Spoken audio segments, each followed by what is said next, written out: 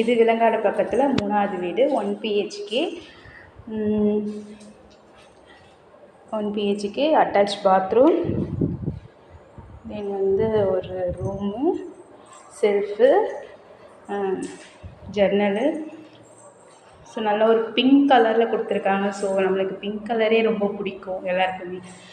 So கதவெல்லாம் பார்த்தீங்கன்னா நல்ல தேக்கு மரத்தில் கட்டின மாதிரி இருக்குது. ஒரு மங்களகரமான ஒரு மஞ்சள் கலரில்.